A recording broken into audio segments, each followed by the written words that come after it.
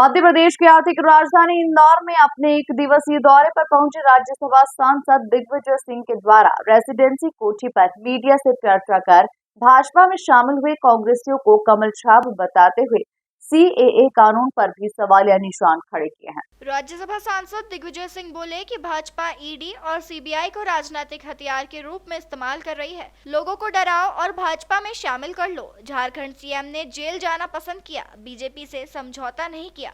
आदिवासी देश के मूल निवासी है। इलेक्टोरल बॉन्ड की जानकारी में देश के बड़े घरानों का लिस्ट में नाम नहीं है। यह बड़ी आश्चर्यजनक बात है। शेल कंपनी से रुपया आ रहा है। सट्टे की कंपनी से 1300 करोड़ रुपए का चंदा लिया। पीएम मोदी की पोल खुलती जा रही है। ईवीएम धोखा है। आम भारतीय के मतों की चोरी हो रही है। आचार संहिता लगते ही बीजेपी में विस्फोट होगा। कई नेता डरे हुए हैं, उनका डर दूर होगा। कांग्रेसियों के बीजेपी में शामिल होने पर बोले फूल छाप और कायर ही बीजेपी में जा रहे हैं। भारत की नागरिकता के लिए कानून बना हुआ है, सीएए की आवश्यकता ही नहीं है। 2019 में कानून लाए तो 5 साल क्यों लगे नियम बनाने में? सिर्फ लोगों को मूर्ख बना रहे हैं। हमारे पास लोकसभा चुनाव लड़ने के लिए कई लोग हैं, उन्हें चुनने में दिक्कत आ रही है। 18 मार्च को हमारी सीडब्ल्यूसी की बैठक है, उसमें प्रत्याशी तय होंगे। खुद के चुनाव लड़ने के सवाल पर बोले कि मैं सड़क का कांग्रेसी कार्यकर्ता हूं, जो पार्टी आदेश देगी वो करूंगा। मैं प्रत्याशी चयन में कहीं हस्तक्षेप नहीं करता, हमारी सीडब्ल्यूसी कमेटी ही तय करती है। जातिगत जनगणना होने की भी बात कही। बोले जिनकी जितनी आबादी उतनी ही हिस्सेदारी होनी चाहिए। हमारी पार्टी के वरिष्ठ नेता श्री चंद्रबाबू शेखर जी, जो कि इंदौर के विकास में उनका विशेष योगदान रहा है हमेशा से, और छात्र जीवन से राजनीति शुरुआत करते हुए वे आपकी बिरादरी की पत्रकारिता भी उन्होंने की। आज उनके दाह संस्कार में मैं शामिल हुआ था। मेरे उनके पारिवारिक रिश्ते थे और वो एक व्यक्ति ऐसे थे जो इंदौर के रहते हुए भी और सत्ता में रहते हुए भी उन्होंने संपत्ति अर्जित नहीं की। जो छोटे मोटे कॉरपोरेटर संपत्ति अर्जित कर लेते हैं वो भी उन्होंने नहीं की, जबकि मिनिस्टर रहे और हमेशा से सत्ता गलियारों में एक बहुत प्रमुख रूप से वे हमारे नेता रहे। आज वो हमारे बीच में नहीं है, उनके प्रति मेरी विनम्र श्रद्धांजलि। साथियों, मोदी जी कहते थे ना खाऊंगा ना खाने दूंगा। ये भी उन्होंने कहा था कि मैंने सारी शेल कंपनीज बंद कर दी और ईडी आईटी के छापे काला धन के खिलाफ उन्होंने कार्रवाई करने का वादा किया था। विदेशों से काला धन लाएंगे, नहीं आया, और अधिक काला धन देश के बाहर चला गया। अब ईडी आईटी का एक राजनीतिक हथियार उनके हाथ में है। अपने विरोधियों के खिलाफ उसका उपयोग हो रहा है। ईडी आईटी सीबीआई के छापे डलवाओ, उनको डराओ धमकाओ और भाजपा में शामिल कर लो। जैसे ही भाजपा में शामिल होते हैं सारे केस समाप्त। मैं तो बधाई देता हूं वो हमारा आदिवासी मुख्यमंत्री झारखंड को, जिन्होंने जेल जाना पसंद किया लेकिन समझौता नहीं किया। ये आदिवासी चरित्र है, वो डरता नहीं है। धमकाने पर कायरता के तरीके से वो समझौता नहीं करता। आज भी वो जेल में है लेकिन डरा नहीं। ये कैरेक्टर है इस देश के संस्कार और संस्कृति का, उन लोगों का जो इस देश के मूल निवासी हैं, आदिवासी। हम लोग तो सब बाहर से आए, लेकिन आदिवासी यहाँ का मूल निवासी है। साथियों, इतना ही मैं कह सकता हूं।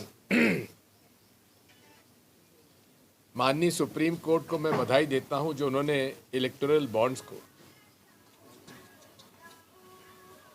उन्होंने उजागर करने के लिए उन्होंने बाध्य किया केंद्र सरकार को और इलेक्शन कमीशन को। अब सारी बातें सामने आ रही हैं। ये भी एक अजीब सी बात है कि देश के बड़े कॉरपोरेट सेक्टर का तो वहां नाम ही नहीं है।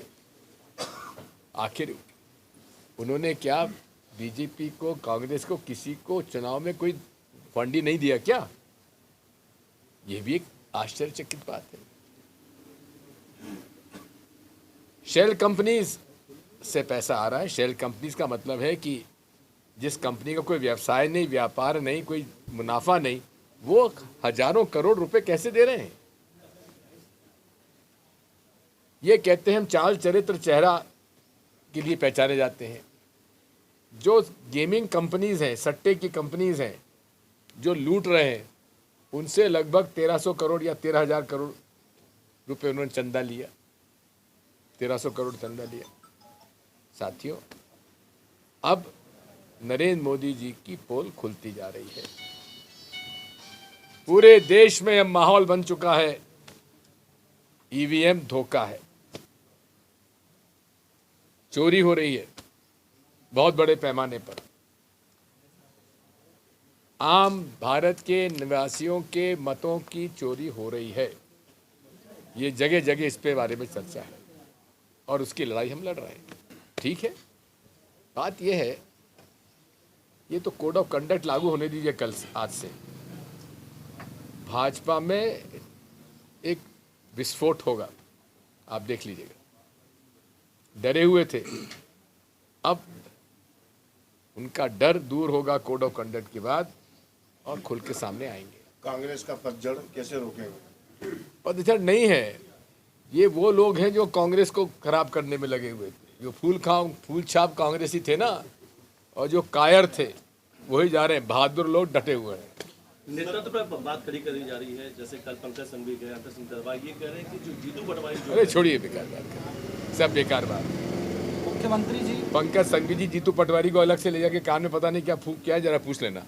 मुख्यमंत्री जी ने अभी पिछले कुछ दिनों में, मुख्यमंत्री मोहन यादव जी ने अभी पिछले 2-3 दिनों में बार बार ये कहा कि राहुल गांधी जी की यात्रा जहां से भी गुजरती है वहां से कांग्रेस के लोग यात्रा छोड़ दें। बेकार बात करते हैं। अमित शाह जी का कहना है कि किनका? अमित शाह जी का कहना है कि जब भारत पाक का विभाजन हुआ था, जब कांग्रेसियों ने वादा किया था, बड़े नेताओं ने वादा किया था कि जो बाहर के लोग हैं उनको नागरिकता दिलाएंगे, और वो वादा हम पूरा कर रहे हैं। अब झूठ झूठ झूठ। भारत की नागरिकता के लिए कानून बना हुआ है। सीएए की आवश्यकता ही नहीं थी। ये भारतीय नागरिकता के अंतर्गत कोई भी व्यक्ति किसी धर्म का, अगर वो भारत में आकर नागरिक बनना चाहता है, उसके नियम है, उसका कानून है, और कई लोगों को नागरिकता दी गई है। मैं तो एक बात और कहता हूं, 2019 में ये कानून लाए, इनको 5 साल क्यों लगे नियम बनाने में? अरे नियम तो पहले से थे, वही इन्होंने अडॉप्ट कर लिए। यहाँ पर जो इंडियन सिटीजन एक्ट के नियम थे वो इन्होंने अडॉप्ट कर लिए। अब कौन सी नई बात आई है? ये केवल लोगों को मूर्ख बना रहे हैं। भाजपा का आरोप है कि कांग्रेस चुनाव लड़ने के लिए नेता नहीं, इसलिए सूची में दे दी हो रही है। बात यह है, हमारे पास मुसीबत है कि इतने लोग तैयार हो रहे हैं कि हमको उनको चयन करने में दिक्कत आ रही है। आज सूची जारी होगी सर? 18 तारीख को हमारी सेंट्रल इलेक्शन कमेटी की श्रीमान, मीटिंग। सीए का मामला, अमेरिका ने भी इस पर हस्तक्षेप दखल दिया है। उन्होंने कहा, विरोध भी जताया, और भारत सरकार ने अमेरिका को जवाब दिया कि वो पहले अपना मामला देखें। हमारे ये मुद्दा ही नहीं है। हाँ। ये मुद्दा ही नहीं है। नागरिकता का मुद्दा तो बेमतलब बनाया जा रहा है, क्योंकि नागरिकता का कानून तो पुराना है और उसके तहत जो अहर्ताएं थी, जो नियम था उसका पालन करो, नागरिकता मिल जाती थी। सर क्या दिग्विजय सिंह जी इस बार लोकसभा चुनाव में कहीं से लड़ सकते हैं? अरे, पार्टी अगर कहेगी तो आप पहले भी कह चुके हैं कि गुना से मैं तैयार हूँ। दिग्विजय सिंह तो सड़क के कांग्रेस के कार्यकर्ता हैं, थे और रहेंगे। जो आदेश होगा पालन होगा। नवजोत सिंह सिद्धू ने कहा है कि मोदी जी के लहर में जो गधे भी हैं वो चुनाव जीत रहे हैं। कौन? नवजोत सिंह सिद्धू। क्या कहा उन्होंने? गधे भी चुनाव मोदी जी की लहर में जो है गधे भी जो है चुनाव जीत रहे हैं। उनके पास सूची होगी, मेरे पास नहीं है।